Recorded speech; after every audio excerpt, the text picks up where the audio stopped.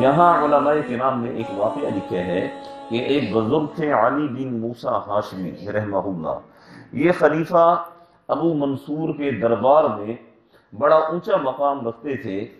ان کے بارے میں لکھا ہے کہ یہ ایک دفعہ اپنی بیوی کے ساتھ بیٹھے ہوئے تھے اور 14ویں رات کا چاند جو ہے وہ فل عروج پر تھا، چمک رہا تھا۔ تو انہوں نے باتوں ہی باتوں میں اپنی بیوی سے کہہ دیا، انت صادق ثلاثا ان لم تکونوا احسن من القمر، انت صادق ثلاثا ان لم تکونوا احسن من القمر، اگر تو چاند سے زیادہ خوبصورت نہیں ہے تو میری طرف سے تجھے طلاق ہے، اگر تو چاند سے زیادہ خوبصورت نہیں ہے تو میری طرف سے تجھے طلاق ہے۔ لکھا ہے کہ یہ خاتون نے جب یہ سنا تو خاتون فوراً اٹھ کر پردے میں چلی گئیں۔ اس زمانے کی جو خواتین تھی وہ مسائل کو سمجھا کرتی تھی، کتاب اللہ کے احکامات کو سمجھا کرتی تھی، کتاب اللہ کے احکامات سے کھلواڑ کرنے کی کسی کو اس زمانے میں جرت نہیں ہوا کرتی تھی۔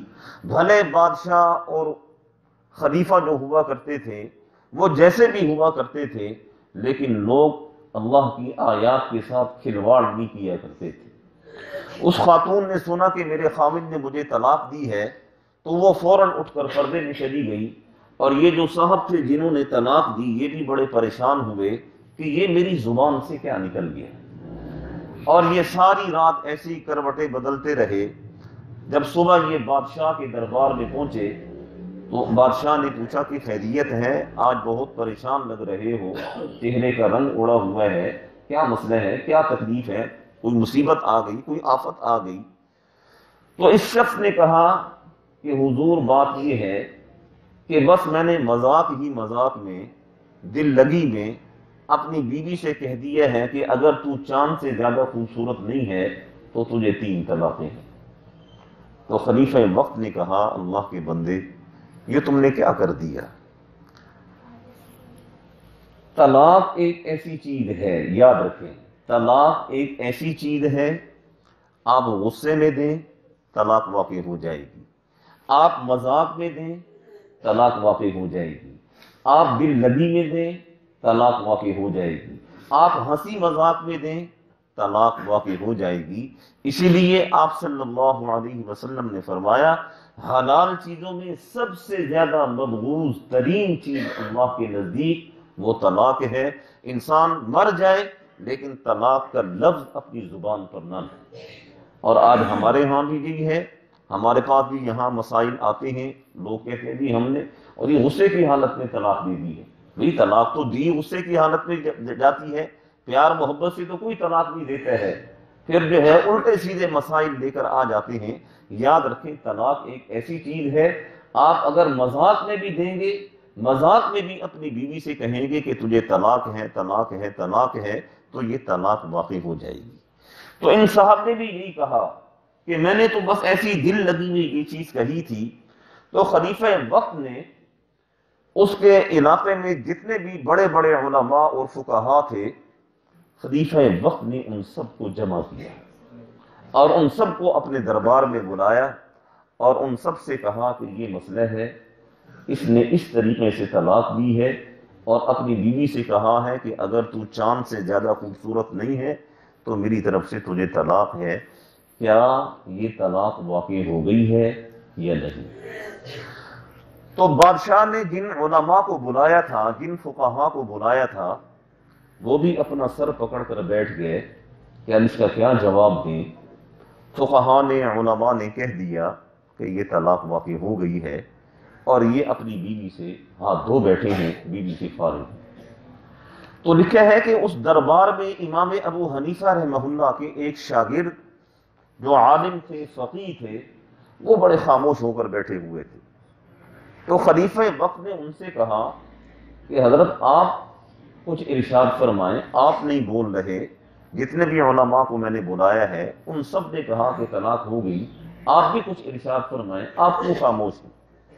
تو لکھا ہے کہ اس عالم نے فرمایا کہ اے خلیفہ بات یہ ہے کہ یہ طلاق نہیں ہوئی، بیوی ان کی اب بھی ان کی بیوی ہے، اور یہ کہنے سے کہ انت طالق ثلاثا ان لم تكونوا احسن من القمر، کہ تجھے طلاق ہے اگر تو چاند سے زیادہ خوبصورت نہیں ہے، یہ کہنے سے طلاق واقع نہیں ہوتی۔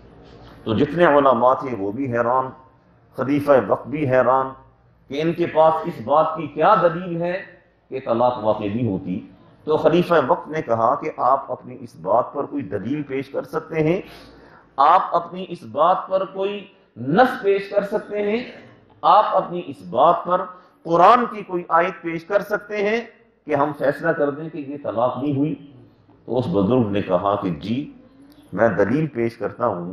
لکھا ہے کہ اس عالم نے اعوذ باللہ من الشیطان الرجیم بسم اللہ الرحمن الرحیم سورہ والتین کی تلاوت فرمائی، اور جب اس آیت پر پہنچے لقد خلقنا الانسان فی احسن تقویم، کہ اللہ تعالیٰ فرماتے ہیں ہم نے ہر چیز سے بہترین انسان کو بنایا ہے، اور ہر چیز میں سورج بھی ہے، چاند بھی ہے، ستارے بھی ہیں، زمین بھی ہے، آسمان بھی ہے، کائنات کا ذرہ ذرہ، کائنات کا پتا پتا، وہ ہر چیز کے اندر آ جاتا ہے۔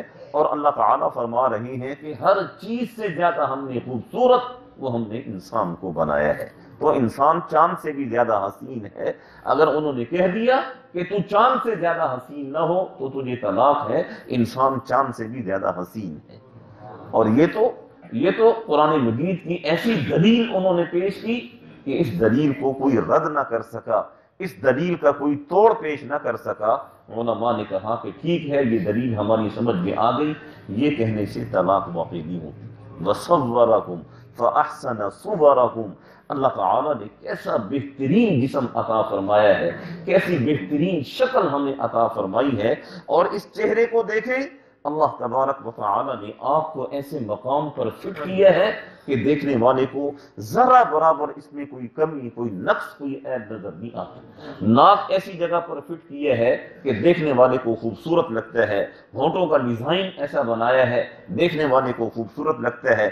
آنکھ کو دیکھیں، بالکل گول نہیں رکھا ہے، یہ ڈیزائن کے اندر آنکھ کو اللہ نے بنایا ہے، دیکھنے والے کو یہ انسان کی آنکھ خوبصورت لگتی ہے۔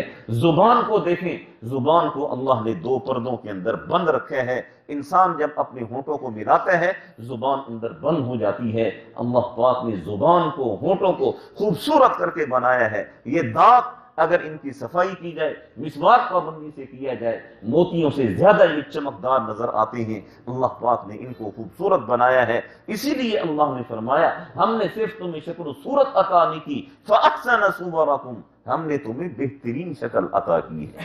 وَرَزَقَكُم مِّنَ الطَّيِّبَاتِ، کھانے کے لیے تمہیں پاکیزہ رزق ہم نے عطا کیا ہے۔ روئے زمین پر جتنے بھی مخلوقات ہیں وہ مفرد رزق کھاتی ہیں۔ اگر جانور جو گھاس کھاتے ہیں وہ صرف گھاس ہی کھاتے ہیں، وہ گوشت کی طرف نہیں جاتے۔ جو درندے گوشت کھاتے ہیں وہ گوشت ہی کھاتے ہیں، وہ گھاس پھوس نہیں کھایا کرتے۔ ان کی غذا مفرد اللہ نے رکھی ہے۔ یہ واحد انسان ایسی مخلوق ہے، اللہ پاک نے فرمایا یہ میری سب سے بہترین تخلیق ہے، اس کے لیے مرتب غذائیں اللہ نے بنائی ہیں۔ یہ گوشت بھی کھاتا ہے، سبزیاں بھی کھاتا ہے، پھل فروٹ بھی کھاتا ہے، دالیں بھی کھاتا ہے، ہر قسم کے پھل یہ کھا جاتا ہے۔